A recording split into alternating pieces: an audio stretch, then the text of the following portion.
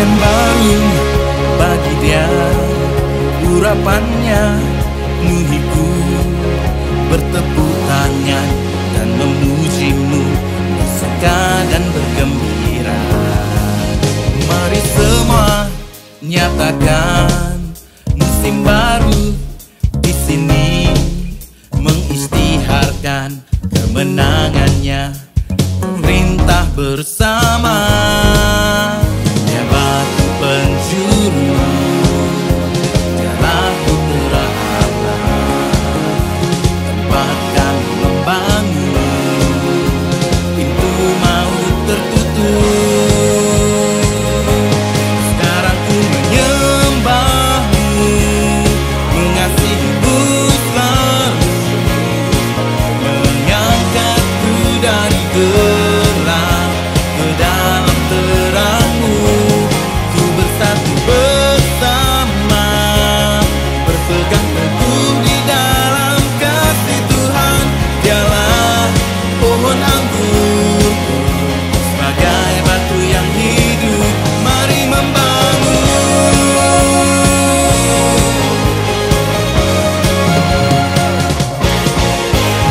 semua, nyatakan musim baru di sini, mengisytiharkan kemenangannya, memerintah bersama. Tiap batu penjuru ialah putra Allah, tempat kami membangun, pintu maut tertutup. Sekarang ku menyembahmu, mengasihimu selalu, mengangkatku dari gelap ke dalam terang.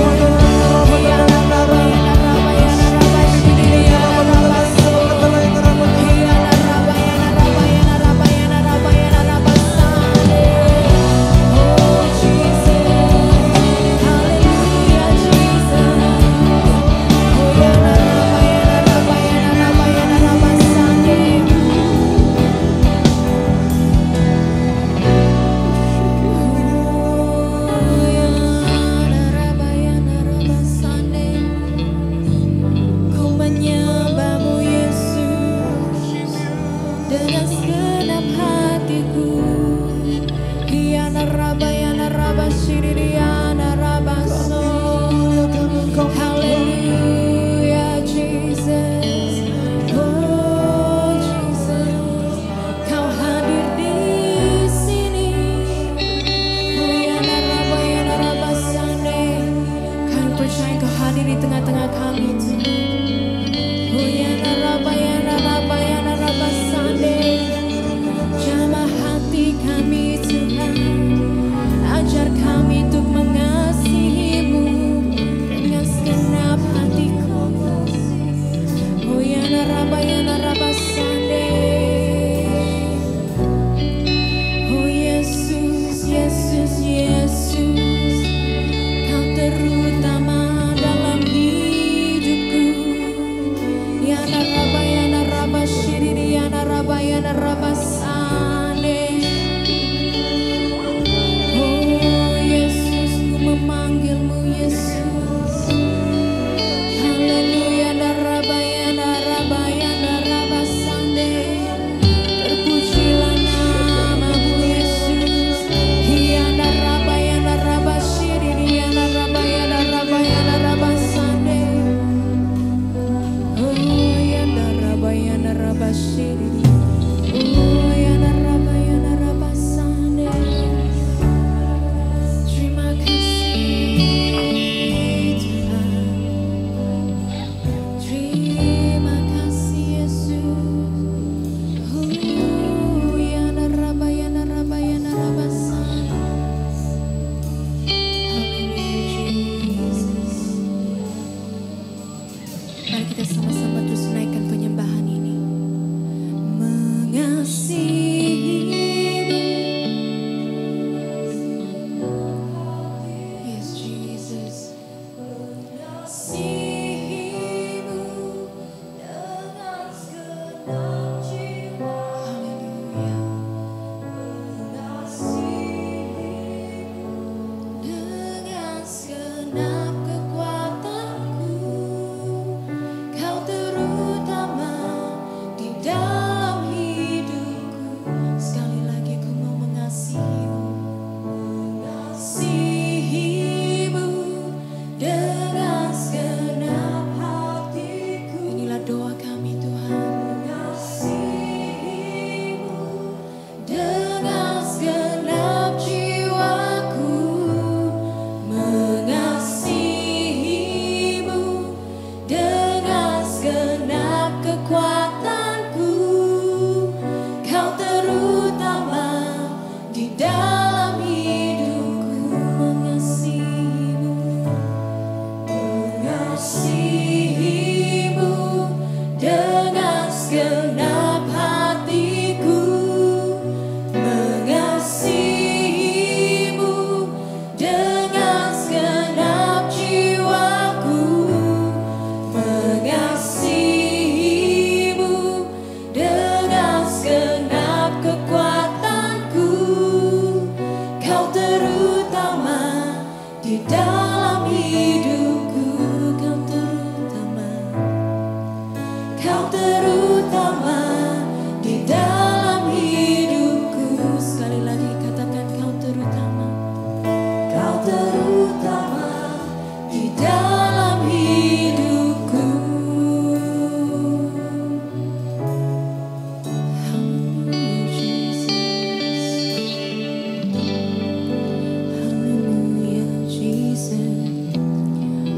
Haleluya, Jesus. Terpujilah nama-Mu ya Bapa. Di mana pada pagi hari ini ya Bapa, kami datang padamu Yesus. Kami mau menyembah Engkau ya Bapa, karena Engkaulah terutama dalam hidup kami. Tiada Allah yang lain ya Bapa, hanya Engkau yang kami sembah ya Bapa. Terima kasih ya Bapa. Ajari kami ya Bapa terus mengasihi-Mu ya Bapa, dengan segenap hati kami, dengan segenap jiwa kami, dan dengan segenap kekuatan kami ya Bapa.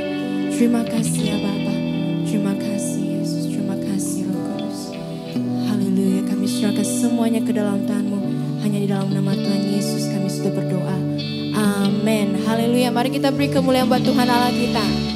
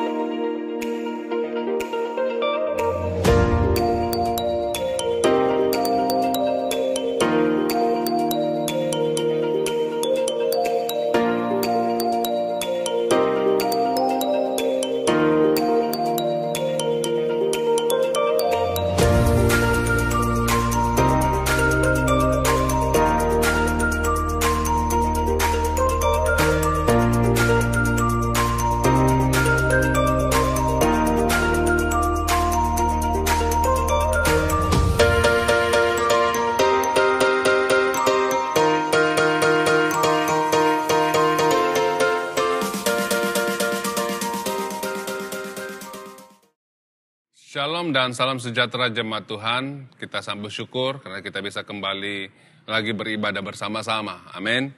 Haleluya. Dan sebelum kita mendengarkan firman Tuhan, saya senang sekali mengajak saudara untuk mempersiapkan hati kita untuk memberi yang terbaik kepada Tuhan. Amin. Mari kita berdoa. Bapa di surga, kami bisa bersyukur pada hari ini Tuhan, kami bisa datang memuji dan memuliakan Engkau. Tiba masanya Tuhan, kami mau menyatakan respon kami dari hati kami lewat pemberian kami kepadamu Bapa. Kami mau belajar memberi yang terbaik. Terpujilah namamu Tuhan. Juga firman-Mu yang kami akan dengar sebentar, biarlah benih firman ini tertanam dalam hati kami, sehingga benih ini benar-benar menjadi benih yang sangat berkuasa mengubah kehidupan kami. Terima kasih Bapak, terima kasih Roh Kudus. Hamba-Mu serahkan firman-Mu pada pagi hari ini dalam tangan-Mu, dalam nama Bapa, Anak dan Roh Kudus. Kami berdoa dan bersyukur. Semua yang percaya katakan, amin. Haleluya. Puji Tuhan. Saudara yang dalam Tuhan, kita masih lagi berbicara tentang kuasa kebangkitan Tuhan. Amin. Karena kuasa kebangkitan Tuhan itu seharusnya bekerja di dalam kehidupan kita. Amin saudaraku. Dan kita percaya bahwa satu hari nanti kita juga akan mengalami kuasa kebangkitan Tuhan. Di mana kita akan bangkit daripada kematian. Tetapi saudaraku, yang saya membicara di sini adalah kuasa kebangkitan itu sedang bekerja di dalam kehidupan kita. Dan hari ini kita akan belajar bagaimana kuasa kebangkitan ini bekerja di dalam tragedi kehidupan yang tidak dijangka. Saya percaya saudaraku, dalam kehidupan kita sehari-harian, kita banyak mengalami hal-hal yang tidak terjangka dalam kehidupan ini. Amin. Kita mengalami suatu persoalan yang menjepit kehidupan kita, dan ataupun satu peristiwa yang tiba-tiba terjadi yang kita tidak pernah sangka. Inilah tragedi yang berlaku dalam kehidupan kita sebagai orang-orang percaya, dan itu tidak bisa dielakkan.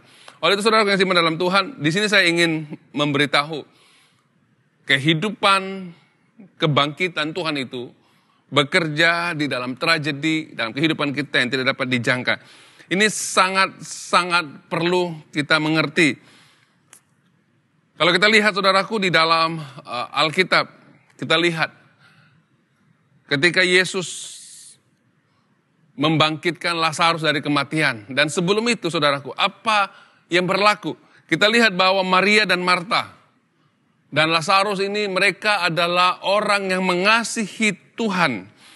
Sangat-sangat mengasihi Yesus. Tetapi apa yang terjadi ketika Lazarus sakit dan akhirnya meninggal dunia? Dalam keadaan ini, karena Yesus tidak datang ketika Lazarus masih sakit, Maria, Marta menyalahkan Yesus. Saudara yang saya kasih dalam Tuhan, inilah tragedi yang terjadi dalam kehidupan, dalam keluarga Maria dan Marta. Saudara yang kasih dalam Tuhan, di dalam tragedi kehidupan ini yang kita alami, apa yang Tuhan mau lihat daripada hidup kita? Tuhan mau kita belajar, tunduk, dan percaya kepadanya, walaupun kita tidak mengerti apa yang sedang terjadi. Apa tragedi yang sedang terjadi? Saudara yang dalam Tuhan, tanpa tragedi atau peristiwa yang berlaku dalam hidup kita, tanpa itu terjadi, kita tidak akan melihat kemuliaan Tuhan dinyatakan. Makanya lewat tragedi ini, maka kemuliaan Tuhan itu dinyatakan. Maka kalau kita lihat saudaraku, bahwa di dalam Yohanes 14 ayat 4, Yesus berbicara kepada Maria dan Marta. Ketika Yesus mendengar kabar itu, ia berkata, penyakit itu tidak akan membawa kematian, tetapi akan menyatakan kemuliaan Allah, sebab oleh penyakit itu, anak Allah akan dimuliakan. Amin.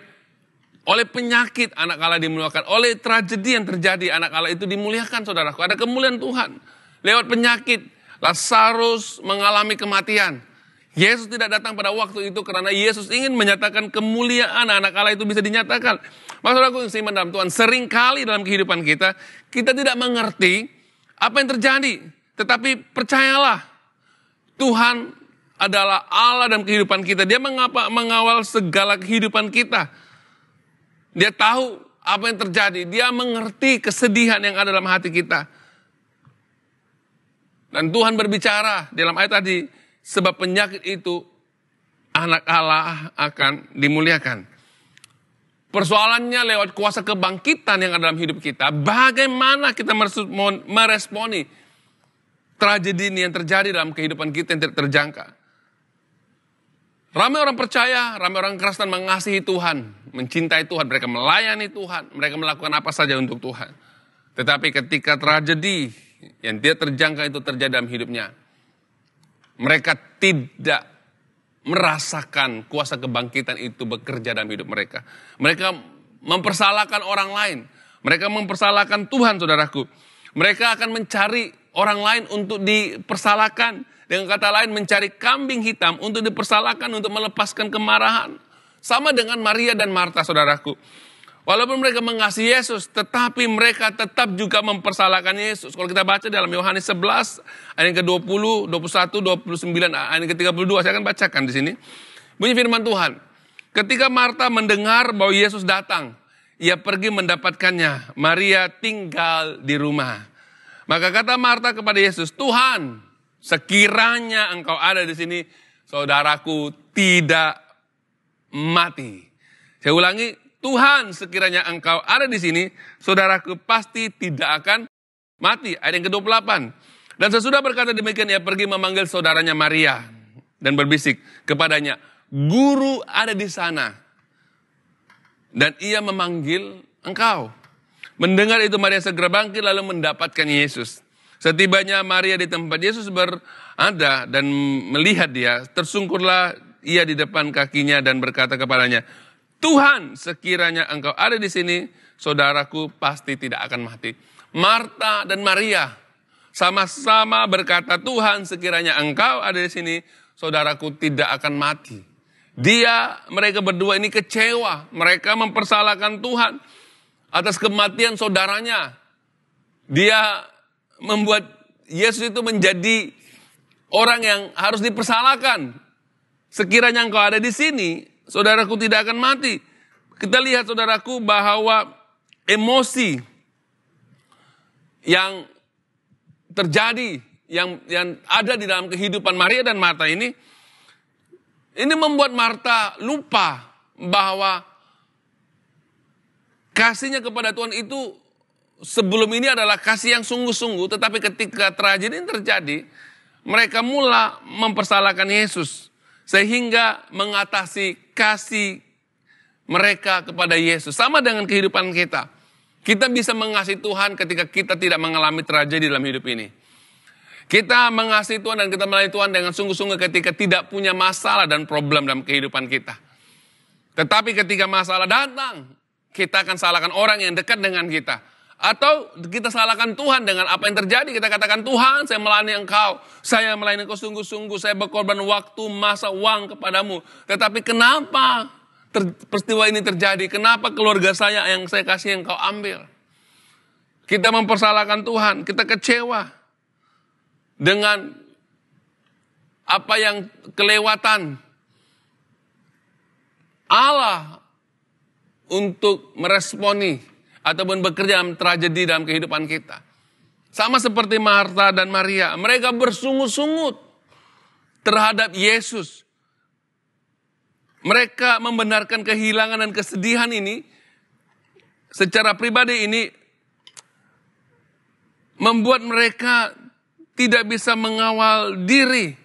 Sehingga mereka menyalahkan Yesus. Bayangkan saudaraku yang saya kasih dalam Tuhan. Sebelum ini Maria dan Marta. Kita tahu dua adik-beradik ini sangat mengasihi Yesus.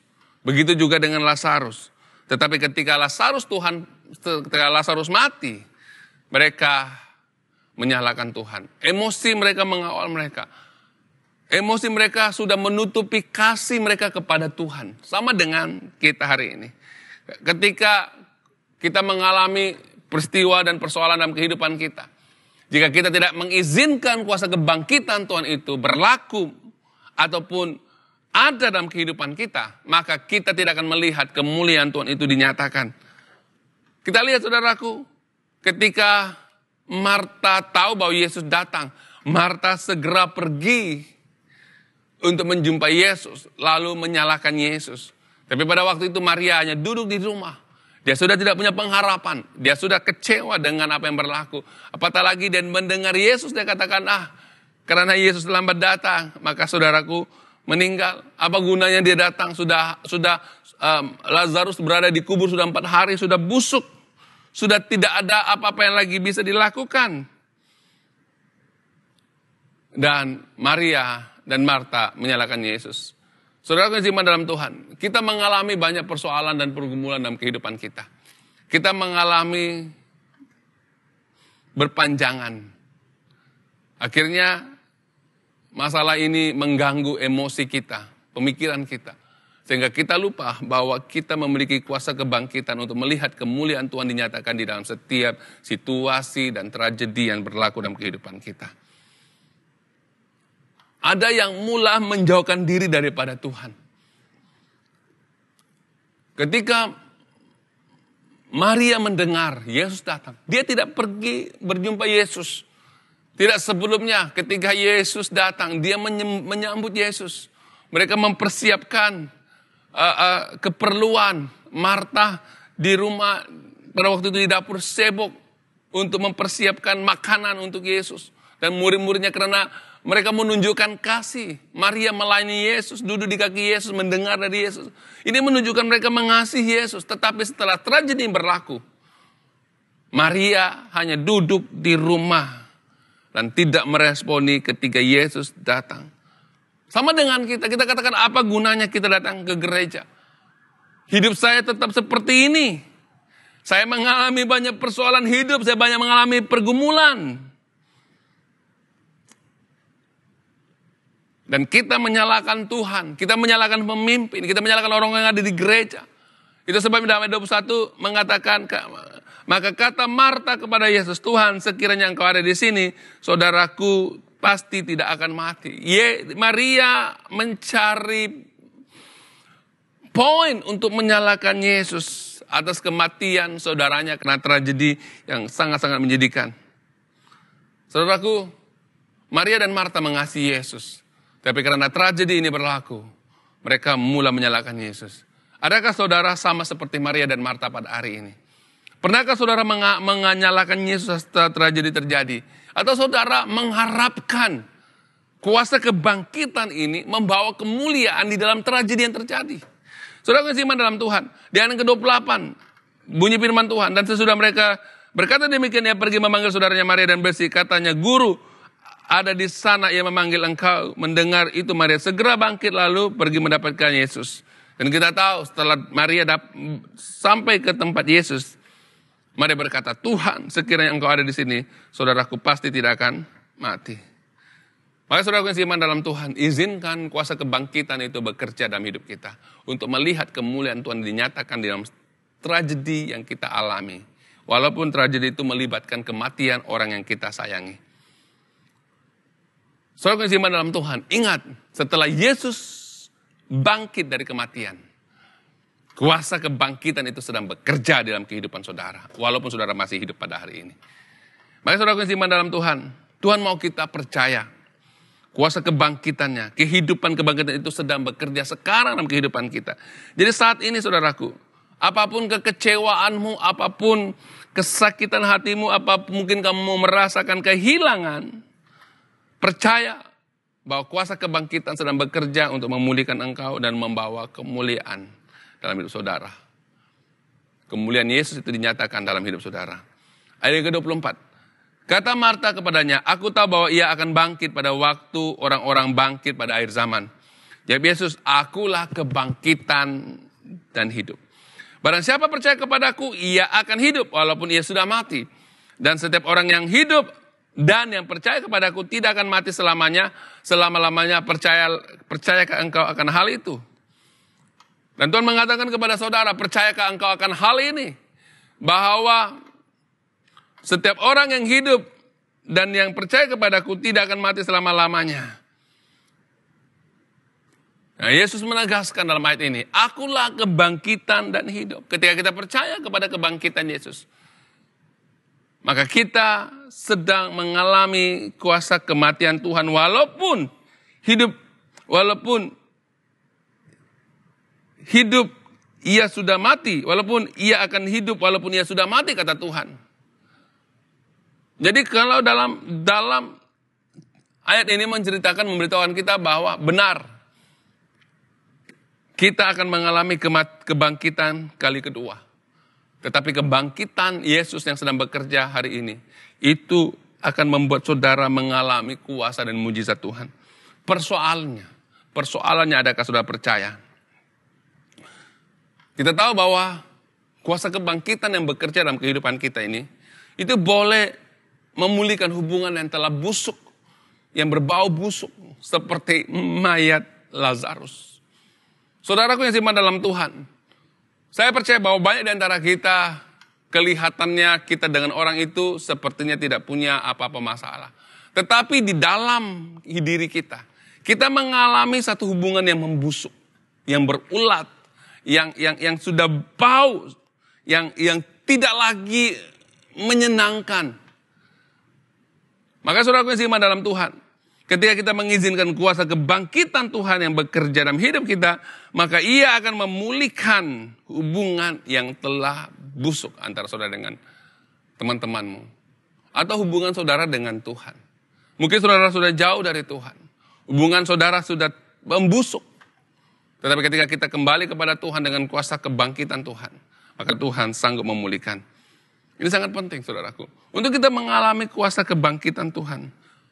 Tuhan mau kita belajar, keluarkan batu besar yang menghalang kebangkitan dan pemulihan. Kita percaya bahwa Yesus adalah kebangkitan dan hidup. Dan kita perlu masuk ke dalamnya dengan menyingkirkan batu yang besar. Kita lihat kejadian ini saudaraku. Kita langsung di dalam ayat yang ke-38. Maka masgullah hati Yesus. Lalu ia pergi ke kubur itu. Kubur itu adalah sebuah gua yang ditutup dengan batu. Kata Yesus, angkatlah batu itu. Maka saudara orang yang meninggal itu berkata kepadanya, Tuhan, ia sudah berbau. Sebab sudah 4 hari ia mati. Jawab Yesus, bukankah sudah kukatakan kepadamu, jikalau engkau percaya, engkau akan melihat kemuliaan Allah. Amin. Tuhan menyuruh orang di situ menyingkirkan batu itu dan percaya kepada kuasanya, percaya kepada kuasa kebangkitannya. Dan kemuliaan Allah itu dinyatakan. Amin saudaraku, ini sangat penting, singkirkan batu. Kita perlu singkirkan batu yang ada dalam hidup kita. Batu apa yang seringkali yang menutup diri kita sehingga kita tidak bisa menerima kuasa kebangkitan. Kita suka membela diri sendiri. Kita tidak mau mengaku salah. Kalau kita salah, kita suka mempersalahkan orang lain. Kita seringkali membuat keputusan dengan pemikiran rasional. Ini batu-batu yang menutupi kuasa kebangkitan. Sama seperti Maria dan Marta. Dia katakan Yesus tidak perlu sudah buka batu itu karena saudara sudah busuk 4 hari di dalam kuburan itu. Maka saudaraku yang seiman dalam Tuhan, kita perlu singkirkan batu ini. Singkirkan juga batu yang suka menghakimi orang lain. Kita mengkritik orang lain sehingga orang lain itu tidak bisa membangkit kembali karena sakit hati, marah, sehingga terjadinya kebusukan dalam hidup mereka sehingga mereka tidak bisa bangkit. Makanya kalau kita suka menghakimi orang, yang suka mengomeli orang sehingga orang itu tidak bisa berubah, makanya saudaraku, kita perlu menyingkirkan batu ini, yaitu batu yang suka menghakimi. Dan seterusnya, batu apa yang perlu kita singkirkan? Batu penghinaan. Menghina. Tidak percaya kepada kuasa kebangkitan Tuhan. Di dalam Markus pasal 5 ayat 38, kita baca hingga ayat yang ke-40. Mereka tiba di rumah kepala rumah ibadat dan di sana dilihatnya orang-orang ribut, menangis dan meratap dengan suara nyaring. Sudah ia masuk, ia berkata kepada orang itu, mengapa kamu ribut dan menangis? Anak ini tidak mati tetapi tidur. Tetapi mereka mempertawakan dia, maka diusirnya semua orang itu, lalu dibawanya ayah dan ibu anak itu. Mereka bersama-sama dengan dia masuk ke kamar itu. Amin. Ini peristiwa di mana anak seorang kepala rumah ibadat itu sakit. Dan datang merendahkan diri di hadapan Tuhan. Dia katakan, Tuhan Yesus tolong anak saya sakit. Kemudian datanglah hamba. Orang itu datang, dia katakan bahwa anakmu sudah mati. Tapi Yesus tetap pergi ke rumah ketua ibadat itu. Kepala rumah ibadat itu. Sampai di rumah itu, Yesus mengatakan bahwa anak ini tidak mati. Karena anak ini tidur. Karena Yesus ingin menyatakan kemuliaan dan kuasa kebangkitannya pada waktu itu. Apa yang berlaku saudaraku? Batu apa yang menghalangi kebangkitan Tuhan, kuasa kebangkitan Tuhan bekerja? Adalah penghinaan. Orang-orang di situ menghina Yesus. Mereka mempertawakan Yesus. Apa yang berlaku? Yesus hanya memanggil, mengusir mereka keluar, hanya memanggil kedua ibu bapaknya untuk datang. Dan Yesus membangkitkan anak kepala rumah ibadat pada waktu itu juga. Maka saudaraku yang seiman dalam Tuhan, ketika kita belajar merendahkan diri, Tuhan, kuasa Tuhan akan itu bisa berlaku. Kuasa kebangkitan Tuhan itu bisa berlaku. Dan kita tahu bahwa ketika kita mengalami kuasa kebangkitan Tuhan, kita akan melihat mujizat Tuhan berlaku dalam diri kita dan juga peristiwa tragedi yang terjadi di dalam kehidupan kita. Mari saudaraku, kita perlu datang di hadapan Tuhan, percaya kepada Yesus, percaya kepada kuasa kebangkitan yang bekerja pada saat ini. Mungkin apa yang terjadi kita tidak mengerti. Tetapi percayalah bahwa ketika kita belajar merendahkan diri, menyingkirkan batu penghinaan, batu penghakiman, batu yang tidak percaya, batu yang suka menyalahkan orang lain. Ketika kita bisa menyingkirkan itu dari hidup kita, maka kita akan mengalami kuasa kebangkitan. Karena batu ini adalah batu yang besar yang menghalangi kita masuk ke dalam kuasa kebangkitan Tuhan. Maka saudaraku, mari kita menjadi orang yang bisa bekerja dan berjalan dalam kuasa kebangkitan Tuhan. Saudaraku yang seiman dalam Tuhan, setiap kita yang percaya kepada Yesus, kuasa kebangkitan Tuhan itu sedang bekerja dalam hidupmu. Apapun tragedi yang engkau alami, engkau akan melihat kemuliaan Tuhan. Amin saudaraku, mari kita berdoa. Bapa di sorga, kami sangat bersyukur bahwa kuasa kebangkitan-Mu begitu luar biasa dalam kehidupan kami. Kami menjadi orang percaya Tuhan harus hidup berjalan dalam kuasa kebangkitan Tuhan. Sehingga kemuliaan Tuhan dinyatakan dalam kehidupan kami ketika kami mengalami situasi yang sulit, mengalami penganiayaan, penderitaan, ataupun tragedi yang tidak terjangkau dalam hidup kami terjadi. Kami tidak percaya bahwa kuasa kebangkitan Tuhan itu sedang mengalir dalam kehidupan kami. Terima kasih Bapak, terima kasih khusus kami serahkan firman Tuhan ke dalam tangan-Mu pada hari ini, sehingga setiap kami yang mendengarnya akan diberkati. Terima kasih Tuhan, berkati kami semua. Yang sakit Engkau sembuhkan, yang lemah Engkau kuatkan, yang susah hati Tuhan mari Engkau hiburkan. Dalam nama Bapa, Anak, Roh Kudus, kami sudah berdoa dan mengucap syukur dan serahkan Tuhan ibadah ini dan firman di dalam tangan-Mu. Haleluya. Semua yang percaya katakan, amin. Terima kasih, Tuhan Yesus memberkati. Dengan kuasa-Mu, kekuatanku menjadi laskar perkasa.